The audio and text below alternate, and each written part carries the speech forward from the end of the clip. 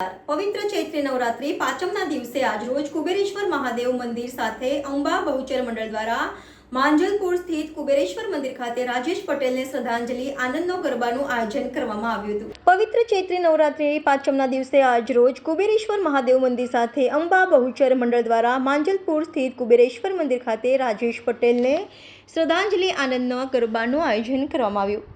આજે વિક્રમ સંવત 2080 ને ચૈત્ર સુદ પાંચમ છે, હિન્દુ નવ વર્ષ છે। સાથે ચૈત્ર માસના પ્રારંભથી 9 દિવસ માતાની પૂજા ભક્તિના પવિત્ર દિવસોએ માઈ ભક્તો માતાજીની આરાધના કરે છે।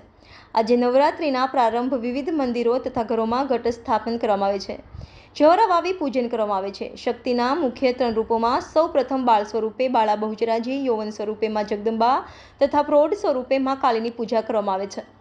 9 દિવસ નવશક્તિની ભક્તિ અનુષ્ઠાન આરાધના કરવામાં આવે છે। ચૈત્ર માસનું ખૂબ મહત્વ શાસ્ત્ર મુજબ છે, જેમાં ચૈત્રી નવરાત્રિના 3જા દિવસે ભગવાન વિષ્ણુએ મત્સ્ય સ્વરૂપ ધારણ કર્યું હતું, જ્યારે 9મા દિવસે ભગવાન વિષ્ણુએ 7મા અવતાર ભગવાન રામ રૂપે અવતર્યા હતા। ચૈત્ર પૂર્ણિમાએ ભગવાન શંકરના 11મા રુદ્ર અવતાર હનુમાનજી પ્રાગટ્ય થયા હતા। આમ ચૈત્ર માસનું આગવું મહત્વ છે। આજે શહેરના માંજલપુર સ્થિત કુબેરેશ્વર મંદિર ખાતે આજરોજ ઉબેરેશ્વર મહાદેવ મંદિર સાથે અંબા બહુચર મંડળ દ્વારા રાજેશ પટેલને શ્રદ્ધાંજલિ આપી 2 મિનિટનું મૌન રાખીને બહુચર માનો આનંદનો ગરબો રાખવામાં આવ્યો હતો। અનેક ભક્તો ઉપસ્થિત રહ્યા હતા અને ગરબા પણ રમવામાં આવ્યા હતા। કઈ જગ્યા પર કોણા દ્વારા આજે કયો કાર્યક્રમ હતો? આજે માંજલપુરમાં શાંતિધામ સંકુલમાં કુબેરેશ્વર મહાદેવમાં રાજેશભાઈ અને સ્મિતાબેન દ્વારા આયોજન આનંદના ગરબાનું કરવામાં આવ્યું છે। આજે કોને શ્રદ્ધાંજલિ આપવામાં આવી હતી? આજે અમે છે ને આનંદના ગરબામાં રાજેશભાઈને 2 મિનિટનું મૌન તથા શ્રદ્ધાંજલિ અર્પણ કરી છે। આનંદના ગરબામાં કયા પ્રકારના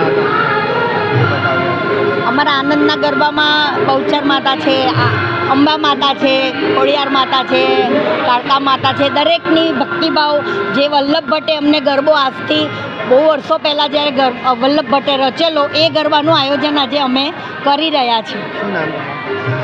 અંબા બહુચર મંડળ, મંજુલાબેન દીપકભાઈ Bhatia. Subscribe now and press the bell icon. Never miss an update.